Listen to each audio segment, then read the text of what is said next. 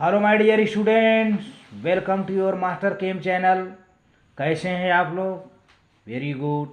मैं अमला शंकर यादव आज master chem channel की तरफ से आज इलेक्ट्रोकेमिस्ट्री का लेक्चर नंबर 5 वीडियो लेकर आया हूँ। इसके पहले हमने मॉल्टेन इलेक्ट्रोलाइट का इलेक्ट्रोलिसिस बताया। इसके बाद एक्वस इलेक्ट्रोलाइट का इलेक्ट्रोलिसिस बताया।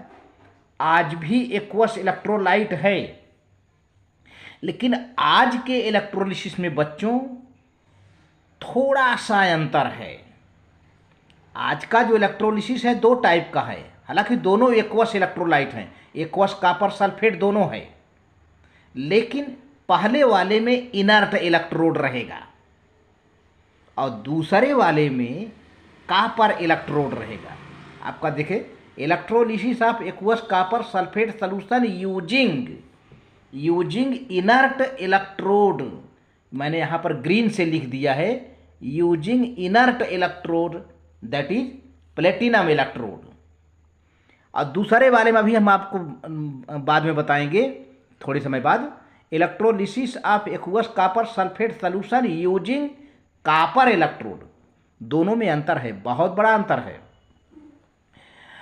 जो इनर्ट इलेक्ट्रोड है यहाँ पर एनायन जाकर डिस्चार्ज हो जाएंगे, कैटायन भी डिस्चार्ज होगा और एनायन भी डिस्चार्ज होगा।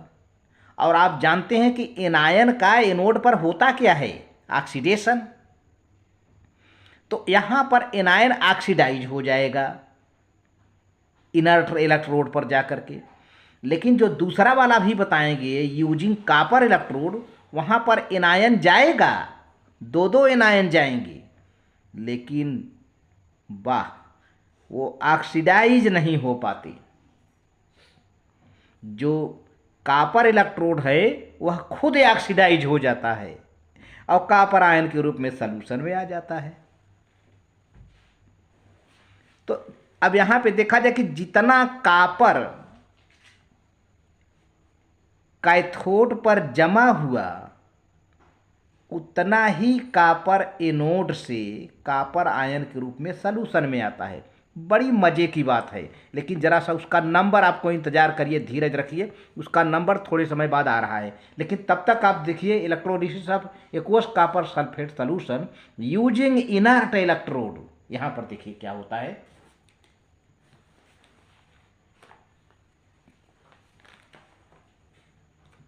Copper sulphate and water ionise. यहाँ पर देखिए copper sulphate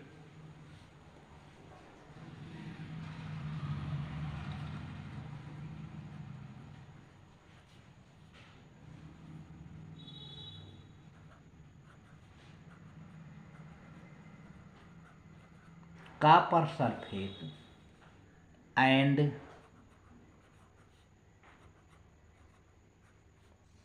water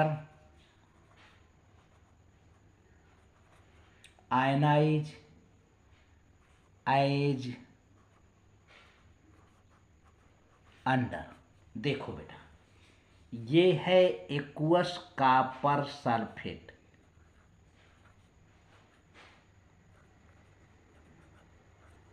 copper sulphate है, और ये आयनाइज हो जाता है, ये लाइक दिस।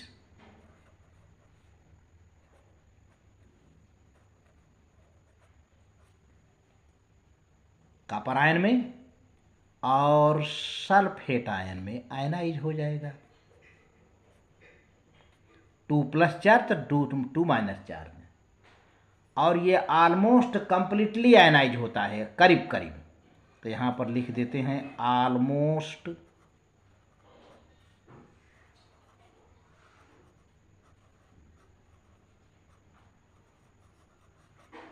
Completely ionised.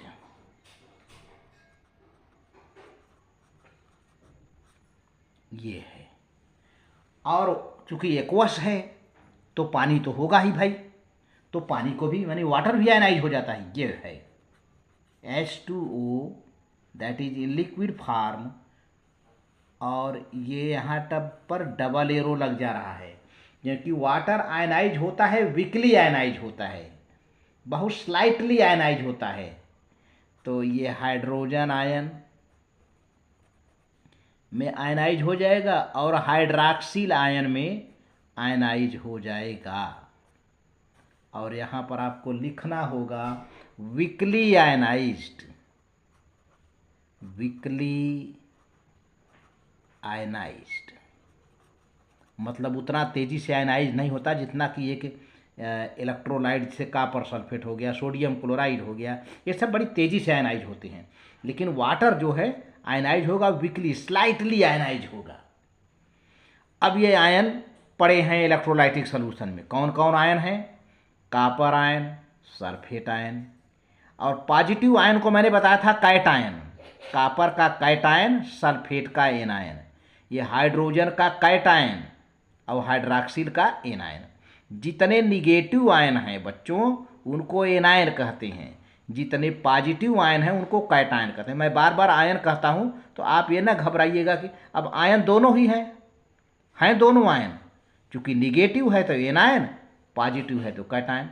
अब जनरली इसको आयन ही कहते हैं, आप समझते जाओ कैटायन कौन है एनायन कौन है। तो अब ये आयन पड़े हैं, कॉपर आयन है, सल्फेट आयन है, हाइड्रोजन आयन है, हाइड्रॉक्सिल आयन है। अब जैसे ही करंट पास कराएंगे तो जितने कैटायन हैं मतलब पॉजिटिव आयन हैं वो कैथोड की ओर जाएंगे। नाम ही है कैटायन से कैथोड, है ना। जितने कैटायन हैं वो कैथोड की ओर माइग्रेट करेंगे और जितने एनायन हैं वो एनोड की ओर जाएंगे।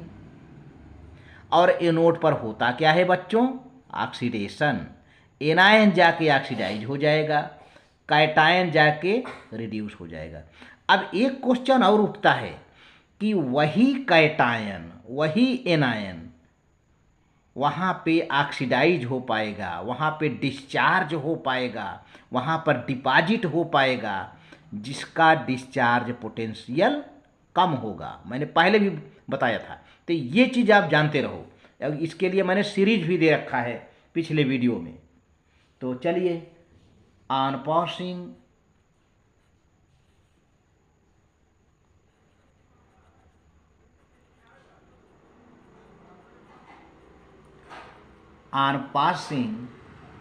इलेक्ट्रिक करंट या electricity, on passing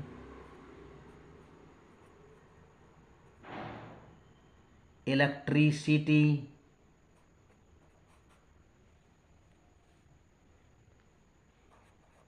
copper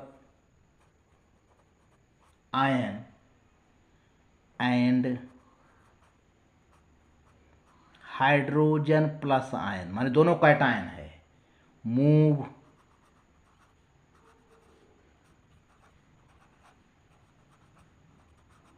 towards cathode and while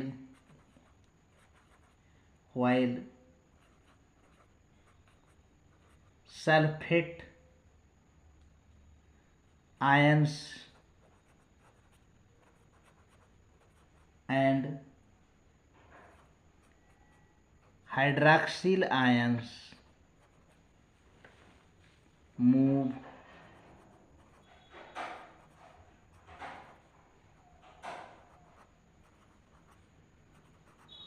towards anode. Clear बात हुई। अब देखते हैं कैथोड पर क्या है। At cathode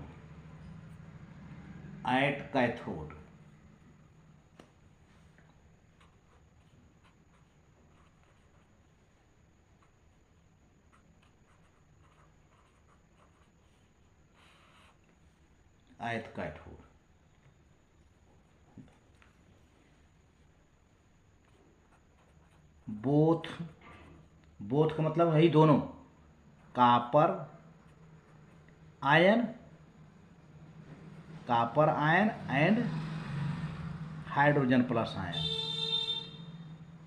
ions are present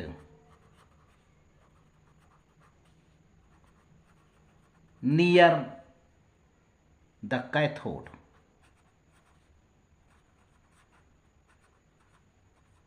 दोनों पहुंच चुके हैं कैथोड के पास। अब दोनों तो पहुंच गए हैं, लेकिन डिस्चार्ज कौन होगा? कॉपर हो जाएगा, क्योंकि कॉपर की डिस्चार्ज पोटेंशियल हाइड्रोजन आयन से कम है, बहुत कम है, इसलिए कॉपर डिस्चार्ज हो जाएगा और हाइड्रोजन आयन सॉल्यूशन में रह जाएगा, वो डिस्चार्ज नहीं हो पाएगा। तो देखिए, तो दोनों तो पहुंच गए हैं, both ions are present near the cathode. Since, ये मैं बता दे रहा हूं यहां पर, since the discharge potential, the discharge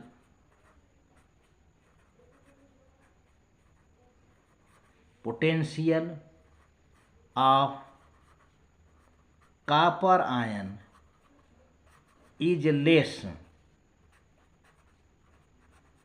than hydrogen ion,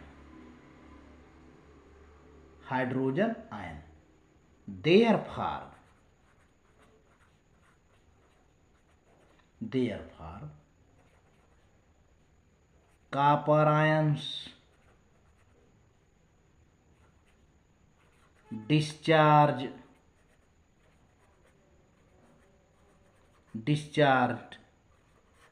at cathode and hydrogen ions remain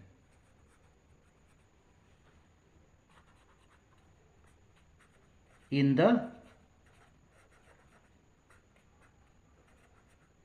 ये हो गई कैथोड की कहानी।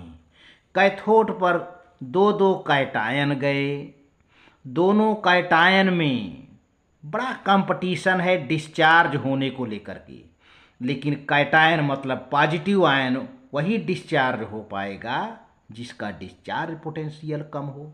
तो यहाँ पर कॉपर आयन का डिस्चार्ज पोटेंशियल हाइड्रोजन आयन से बहुत कम है, इसलिए कॉपर आयन कैथोड पर डिस्चार्ज हो जाता है, मतलब वह रिड्यूस हो जाता है, रिडक्शन हो जाता है उसका। अब रिडक्शन किसका होता है? इलेक्ट्रॉन लेकर के।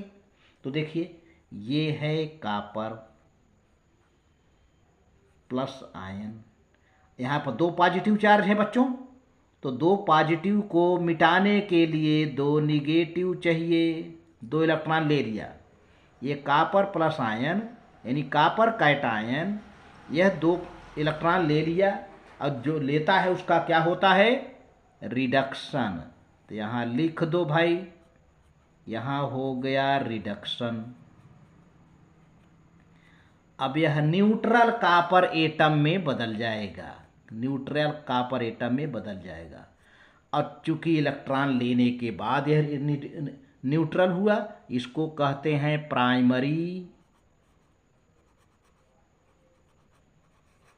Primary change. मेटल है या प्राइमरी चेंज है, ये इसकी कहानी। इस तरह से देखा जाए तो copper is deposited on the platinum electrode, दज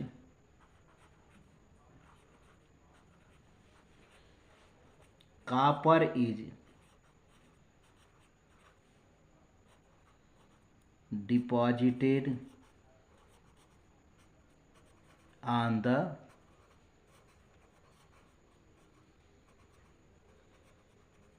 platinum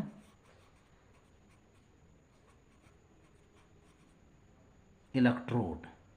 ये रहा जो है कैथोड की कहानी। अब हम देखते हैं एनोड पर, जहाँ पर दो दो ठे एनायन गए हैं, उनका क्या होता है, एनोड की कहानी। हाँ तो बच्चों, अब कैथोड की कहानी तो हो गई, आपने देख लिया। अब एनोड पर भी दो दो ठे एनायन गए हैं, सल्फेट आयन और हाइड्रॉक्सिल आयन, दोनों निगेटिव आयन पहुंच चुके हैं वहाँ पर। तो देखो यहाँ पर, और उसमें सल्फेट जो आयन है उसका डिस्चार्ज पोटेंशियल जो है अधिक पड़ जाता है, और हाइड्रॉक्सिल जो आयन OH आयन है उसका डिस्चार्ज पोटेंशियल कम पड़ता है। तो हाइड्रॉक्सिल आयन डिस्चार्ज हो जाएगा, सल्फेट नहीं हो पाएगा, सल्फेट सॉल्यूशन में ही रह जाता है यहाँ पर। तो देखिए both sulphate ions and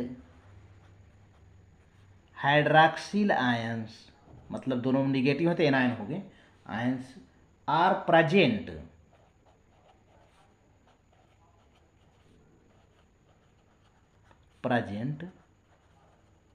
near the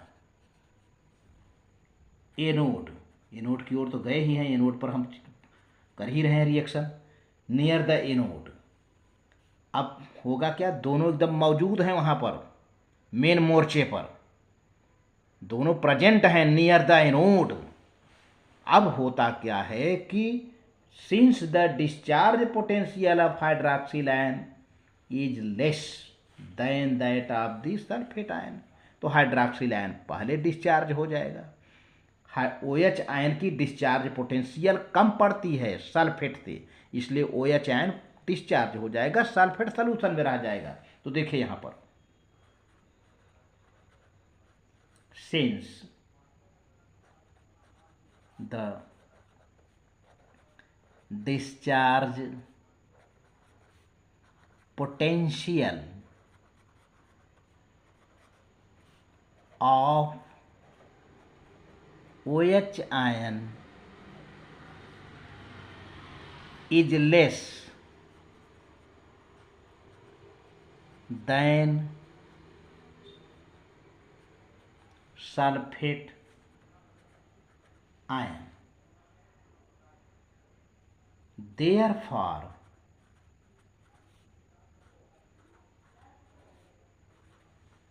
OH ion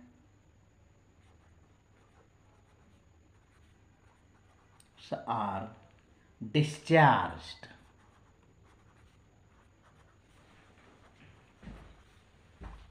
at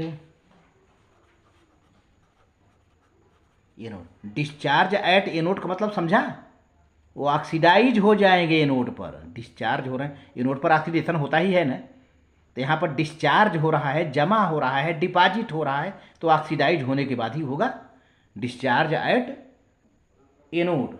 while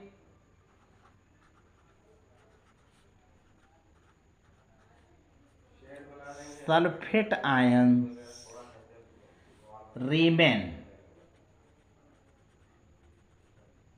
remain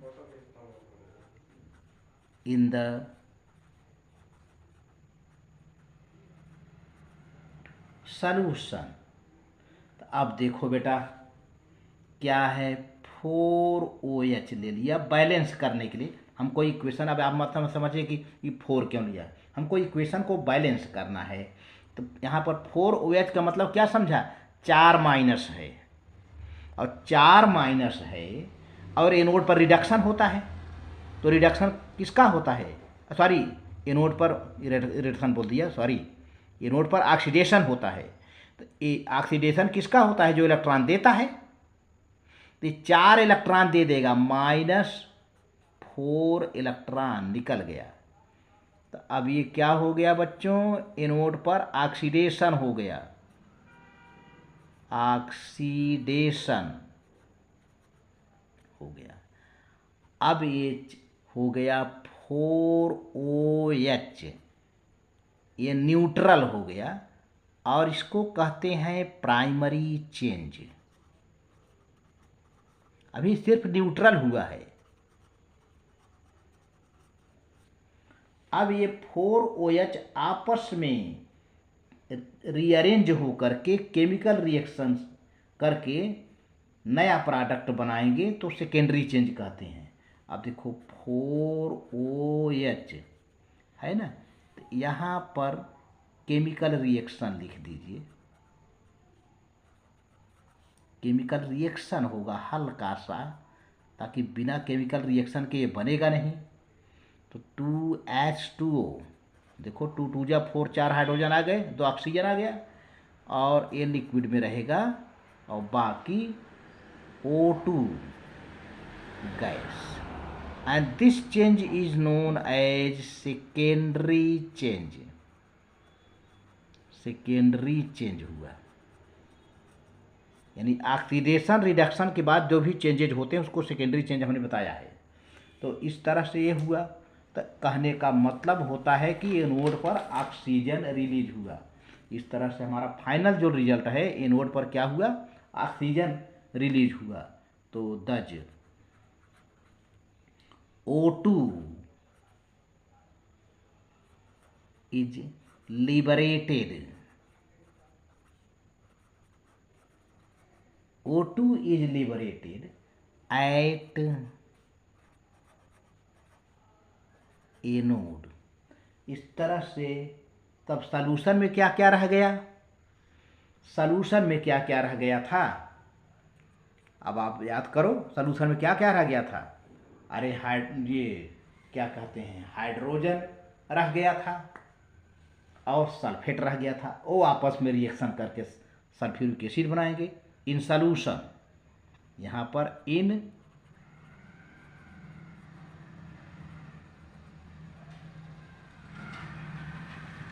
solution, solution में क्या रह जाएगा बच्चों, सॉल्यूशन में होगा हाइड्रोजन आयन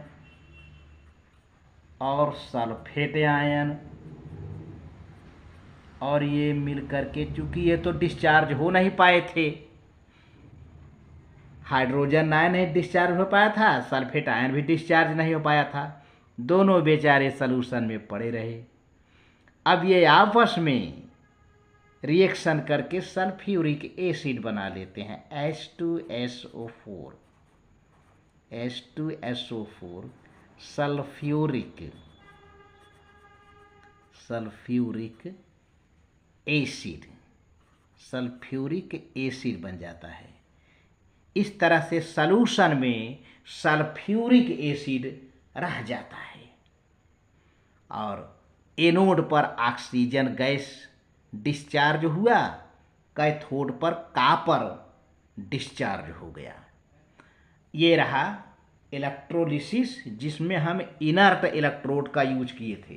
लेकिन अब हम एक ऐसा इलेक्ट्रोलिसिस दिखाएंगे आपको जहां पर आपको जो है कॉपर इलेक्ट्रोड का यूज करना होगा बच्चों। इसीलिए मैं उसको भी अलग कलर से दिखा देता हूँ आपको। देखिए, अब हम दूसरे टाइप के इलेक्ट्रोलिसिस दिखाने जा रहे हैं। Electrolysis of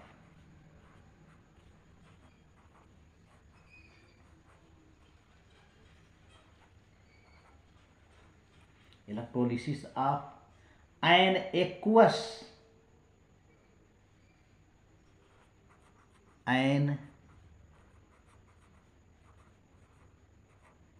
aqueous copper sulphate solution, aqueous copper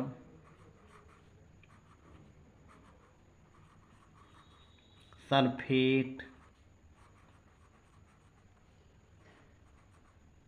solution using, अब यहां से मैं ग्रीन कलर से लिख दे रहा हूं, using copper electrode, using copper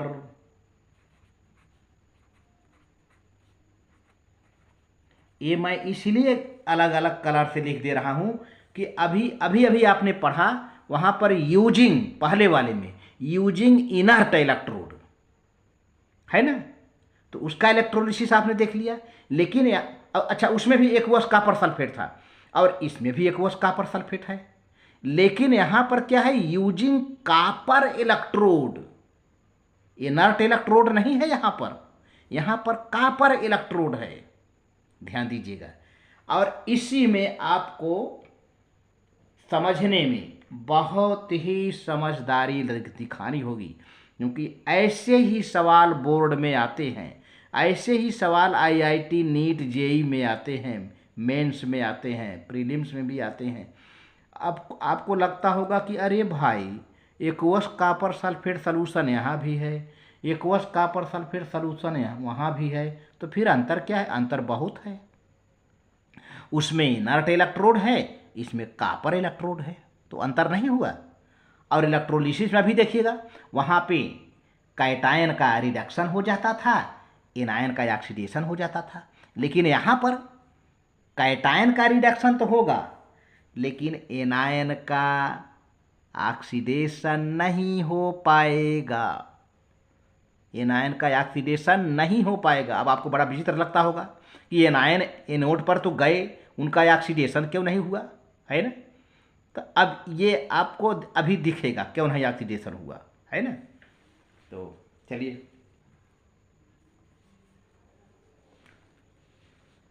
copper sulphate and water ionise as under.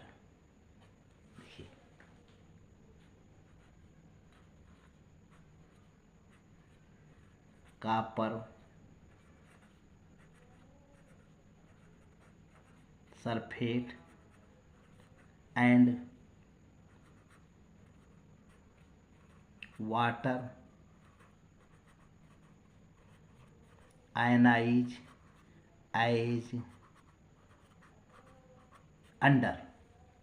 अब देखो बेटा, कॉपर सल्फेट है, क्योंकि मैंने अभी बताया कि ये जो एनोड होता है ना, वो इम्प्योर मेटल होता है।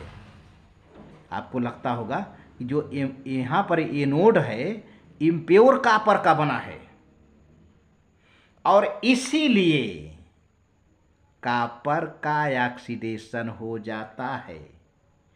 कॉपर एनोड खुद ऑक्सीडाइज हो जाता है, एनायन को ऑक्सीडाइज नहीं होने देता, खुद ऑक्सीडाइज होकर के कॉपर आयन के रूप में सॉल्यूशन में आने लगता है। तो पहले देखिए इसके बारे में, देखिए, फिर आगे जब बढ़ते हैं तो स्टेप बाय स्टेप समझ में आ जाएगा। ये हो जाएगा कॉपर +2 आयन, और यहाँ हो जाएगा सल्फर -2 आयन। इसका आयनाइजेशन हो गया। और यहाँ भी ऑलमोस्ट कंप्लीटली आयनाइज आप लिख लें, ना भी लिखेंगे चलेगा, लेकिन आप जानते रहो कि ऑलमोस्ट कंप्लीटली आयनाइज हो जाता है, थोड़ा बहुत completely.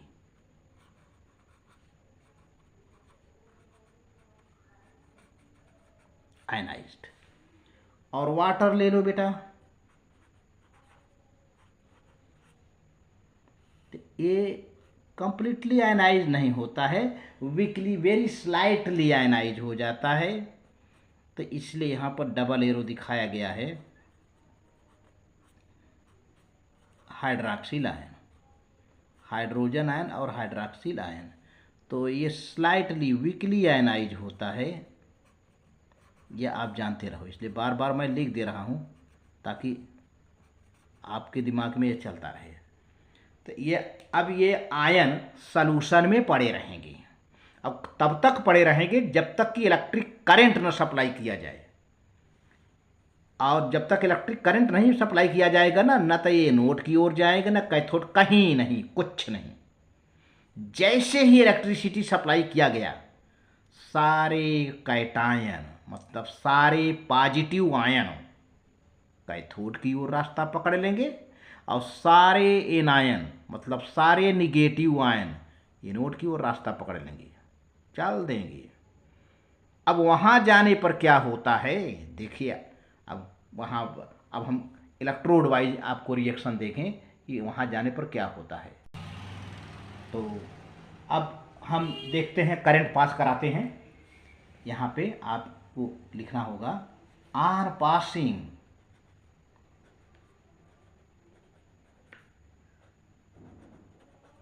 on passing electric current, on passing electric current, both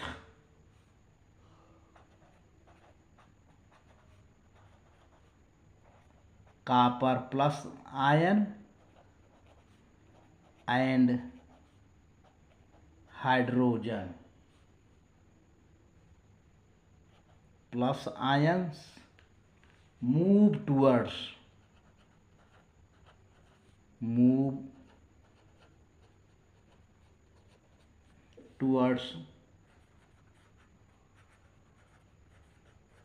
cathode, while माने जबकि, जबकि OH माइनस मतलब hydroxyl ion and sulphate ion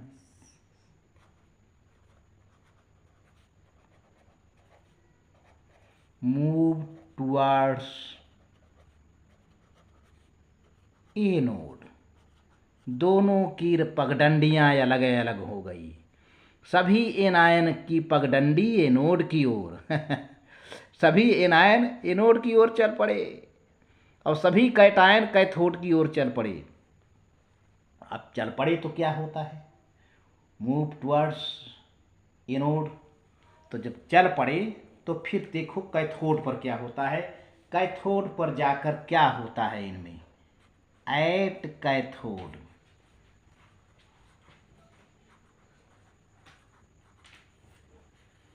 ये है। अब जो है कैथोड पर डिस्चार्ज पोटेंशियल की बात वहां उठेगी भाई, डिस्चार्ज पोटेंशियल की बात होगी। कुर्सी किसकी होगी, जिसकी डिस्चार्ज पोटेंशियल कम होगी। भाई दो दो कैटायन हैं, कुर्सी एक है, कैथोड एक है, तो उस कैथोड पर एक ही तो कैटायन जा पाएगा जिसकी डिस्चार्ज पोटेंशियल कम हो। तो अब देखिए यहाँ पर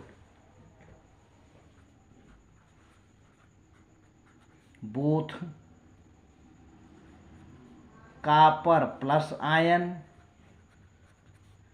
and hydrogen plus ions are present near the cathode, are present near the cathode.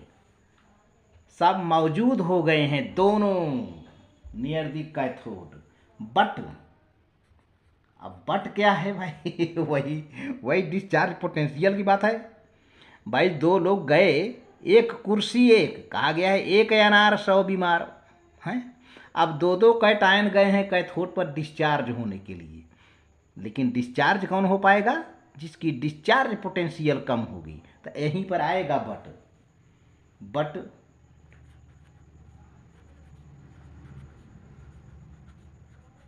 Discharge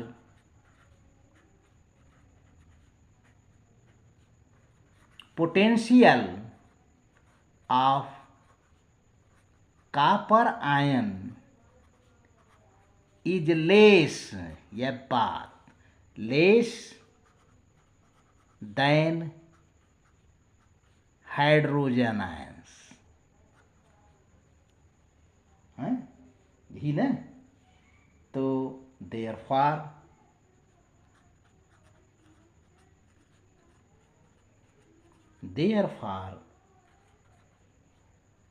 copper ions discharged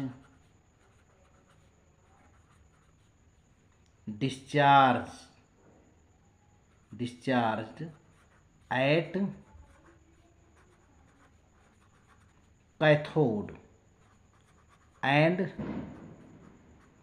hydrogen ions remain in the solution. नहीं डिस्चार्ज हो पाया, हाइड्रोजन आयन नहीं डिस्चार्ज हो पाया, सॉल्यूशन में रह जाएगा। कॉपर तो डिस्चार्ज हो गया भाई, उसकी लेस डिस्चार्ज पोटेंशियल थी इसलिए डिस्चार्ज हो गया। तो अब देखिए इसका रिएक्शन जरा देखा जाए बच्चों। ये है कॉपर आयन, यानी 2+ चार्ज पड़ा है। इस 2+ को मिटाने के लिए 2- चाहिए भाई। तो ये 2 इलेक्ट्रॉन ले लेता है, कहाँ से लेता है, कैथोड से लेता है। अब इलेक्ट्रॉन लेने वाले का क्या होता है, रिडक्शन।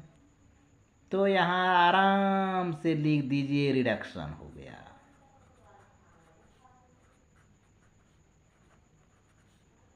और ये न्यूट्रल कॉपर में बदल जाए, कॉपर सॉलिड न्यूट्रल कॉपर में। And this change is known as primary change. प्यारे बच्चों, ये प्राइमरी चेंज क्योंकि रिडक्शन के बाद का चेंज ये, है ना। अब इस प्राइमरी चेंज के बाद कुछ होता है तो सेकेंडरी होता है, लेकिन यहाँ पर ऐसा नहीं हो रहा है। आगे मैंने बताया है कई जगहों पर, तो यहाँ पर है ये रहा। तो इस तरह से देखा जाए तो copper is deposited on cathode, तो दज कॉपर इज डिपॉजिटेड मतलब जमा हो जाता है ऑन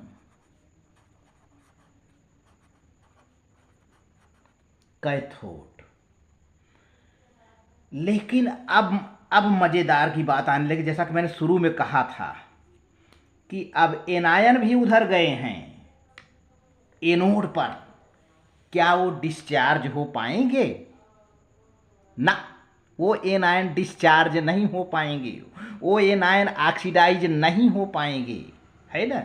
यही आपको मजे की बात यहाँ समझना है प्यारे बच्चों, क्योंकि मजेदार यही है और यही आपका क्वेश्चन है, यही आपके दिमाग का एक बहुत बड़ा जो है प्रश्न बना हुआ है। देखिए, एट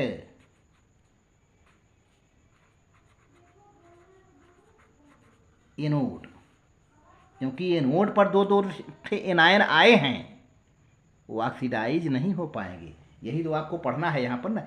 इसी को मैं बल्कि यहाँ पर स्टार बना दे रहा हूँ प्यारे बच्चों, इसको आपको समझना, मैं इसको स्टार बना दे रहा हूँ। बहुत ज़रूरी है इसे समझना इस एनोड पर, क्योंकि यहाँ पर आपने कॉपर इलेक्ट्रोड यूज किया है। Copper electrode, inert electrode use नहीं किया है, कॉपर इलेक्ट्रोड। तो देखिए क्या है, हियर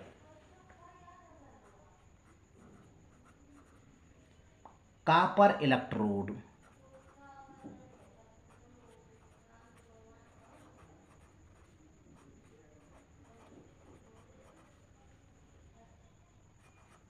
इज यूज्ड। आपको याद दिलाया जा रहा है, here copper electrode is used, क्योंकि क्वेश्चन में कहा गया using copper electrode and no ions, no ions, no ions, no ions मतलब क्या? OH आयन और R sulphate ions are liberated.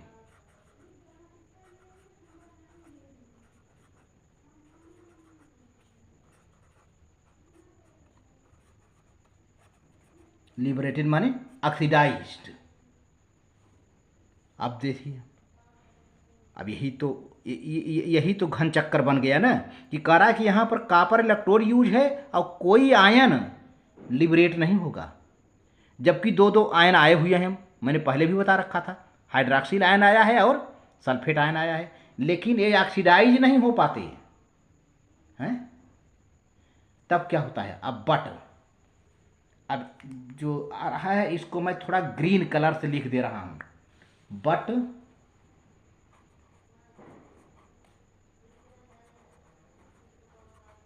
Anode itself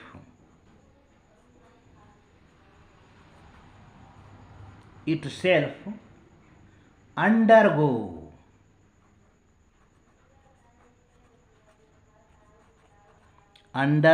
oxidation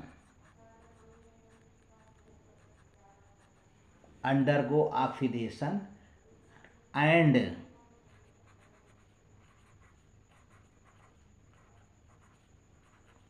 loses electron to form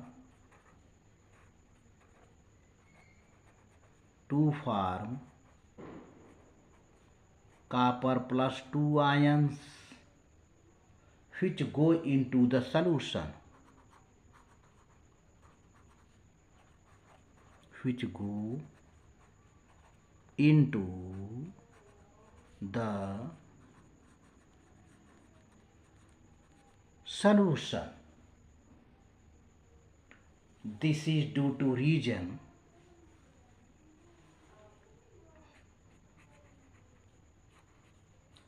this is due to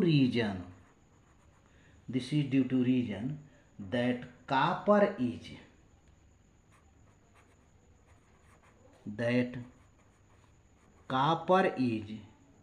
more easily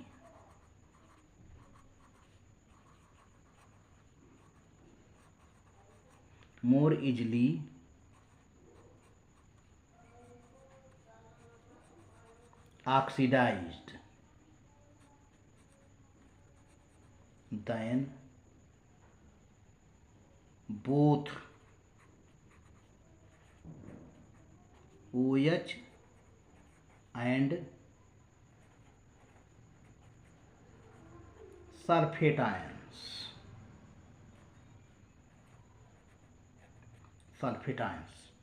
अब reaction देखो बेटा, यही copper है,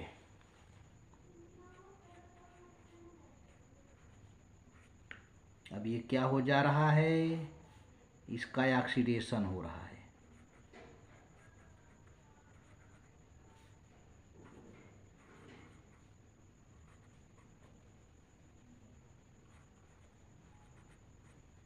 और 2 electron निकल के बाहर आ गया, ये हो गया primary change.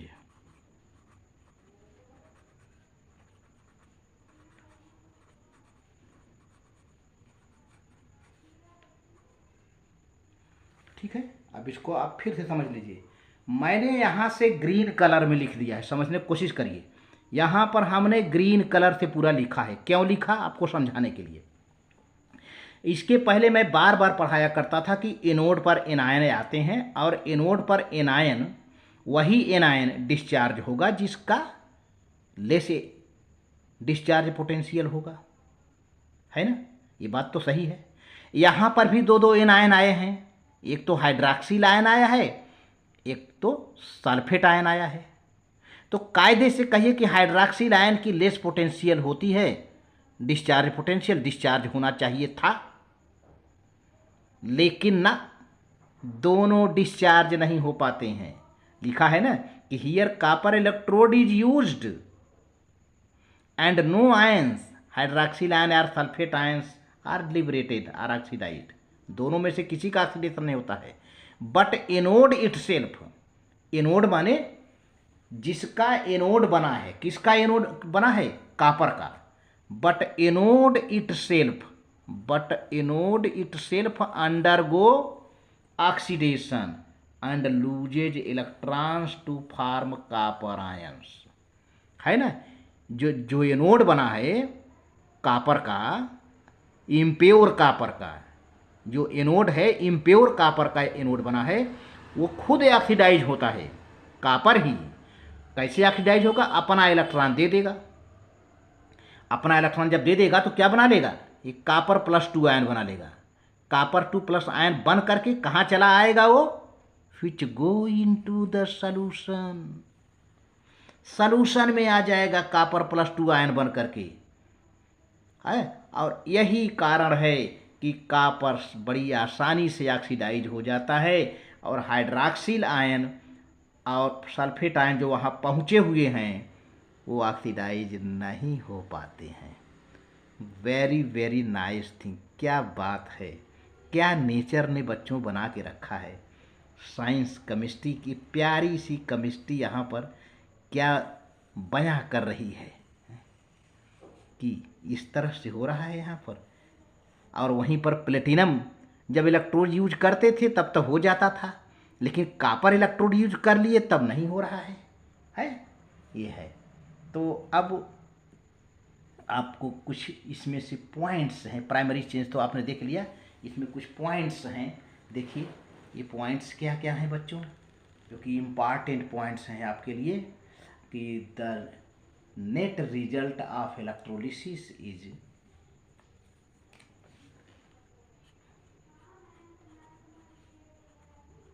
the net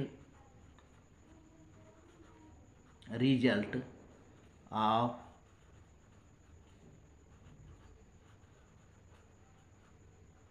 electrolysis is that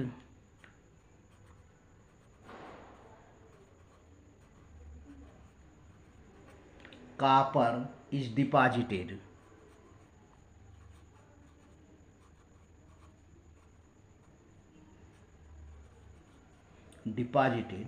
at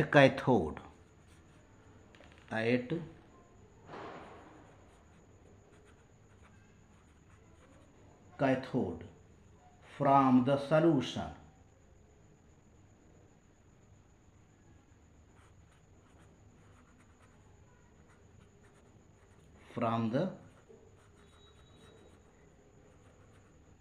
solution and an equivalent amount of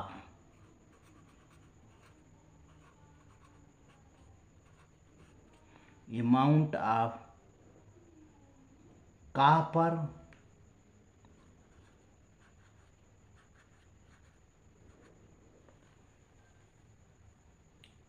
ion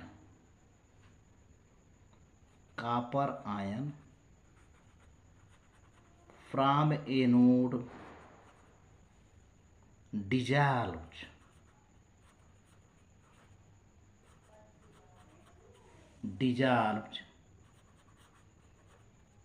into the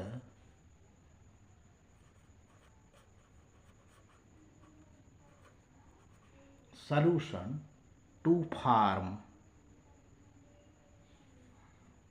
यहाँ पे आयन नहीं रहे, टू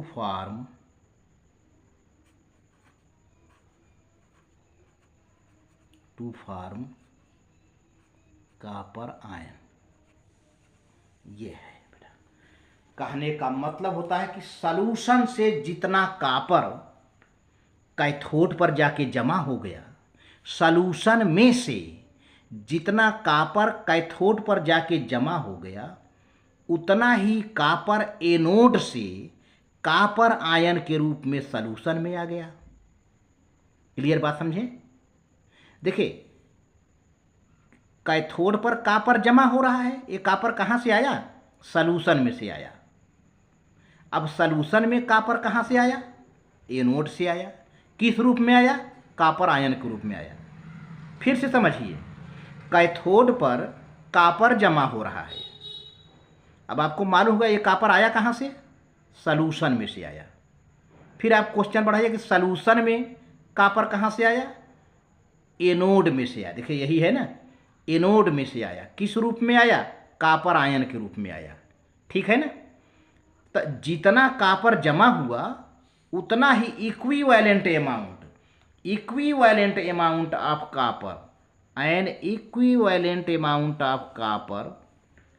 कॉपर फ्रॉम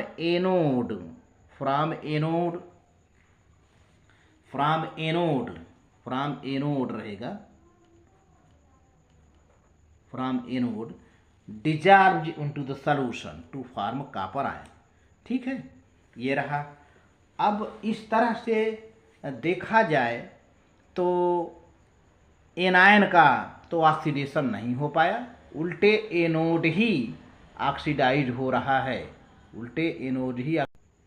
तो बेटा इस तरह से देखा जाए, इस तरह का इलेक्ट्रोलिसिस बहुत ज़्यादा इलेक्ट्रोप्लेटिंग के रूप में इस्तेमाल किया जाता है। और मेटलर्जी में लेड, कॉपर, सिल्वर, इनका प्योरीफिकेशन करने में बहुत ज़्यादा इस्तेमाल होता है। इस तरह का जो इलेक्ट्रोलिसिस होता है, तो this principle of electrolysis, this principle of electrolysis is widely widely used in electroplating. Electroplating का मतलब समझा? जब एक मेटल के ऊपर दूसरे मेटल का लेयर चढ़ाया जाए, इलेक्ट्रोप्लेटिंग। आपने देखा होगा कुछ चम्मच ऐसे दिखने को लगता है जैसे स्टील का है, दरअसल वो स्टील का होता नहीं है। कुछ कुछ तो होते हैं, लेकिन कुछ ऐसे नीचे आयरन होता है, ऊपर मेटल का लेयर चढ़ाया जाता है। तो जब एक मेटल के ऊपर दूसरे मेटल का लेयर चढ़ाया दिया जाए, उसको कहते हैं इलेक्ट्रोप्लेटिंग। तो widely use in electroplating and purification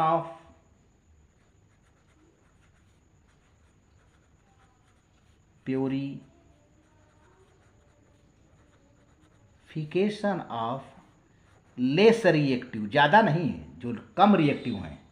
ज़्यादा रिएक्टिव होगा तब नहीं हो पाएगा। लेस रिएक्टिव मेटल्स, जैसे आप मान के चलो लेड है, कापर है, सिल्वर है, etcetera. The impure metal, the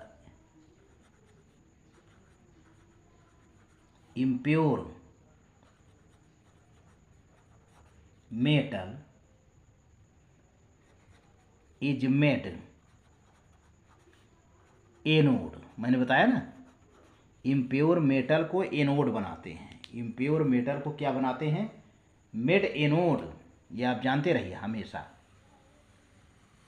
जब भी इस तरह के इलेक्ट्रोप्लेटिंग वाला काम होता है तो इम्प्योर मेटल को हम एनोड बनाते हैं, made anode.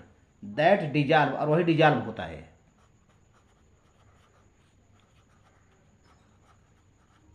That dissolves on passing current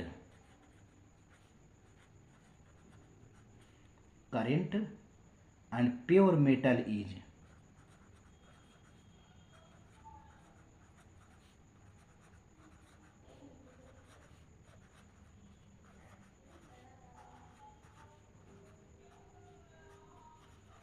deposited at cathode। ये रहा बात। तो इस तरह से देखा जाए तो प्योर मेटल कैथोड पर डिपॉजिट होता है और इम्प्योर मेटल का तो एनोड बनाया जाता है। तो अब इम्प्योर में से प्योर मेटल डिजॉल्व हो करके सलूशन में आएगा, जैसा कि भी आपने देखा था। एनोड का ऑक्सीडेशन हुआ और खुद एनोड कापर आयन के रूप में सलूशन में आ रहा है और यही कापर आयन जा करके कैथोड पर जमा हो जा रहा है। तो इस तरह से बेटा ये मेरा इलेक्ट्रोलिसिस से रिलेटेड डिस्कशन ख़त्म हुआ। और इस वीडियो को अगर अच्छा लगे तो आप लाइक करके सब्सक्राइब बेटा ज़रूर कर देना, और साथ में कुछ कमेंट हो सके तो लिखना। इस वीडियो के साथ कुछ क्विज भी रहेंगे। यह वीडियो 12th क्लास के बच्चों के लिए, ख़ास तौर से बोर्ड एग्जामिनेशन के लिए, IIT नीट जेई के बच्चों के कंसेप्ट क्लियर करने के लिए बहुत ही महत्वपूर्ण वीडियो है। Thank you very much.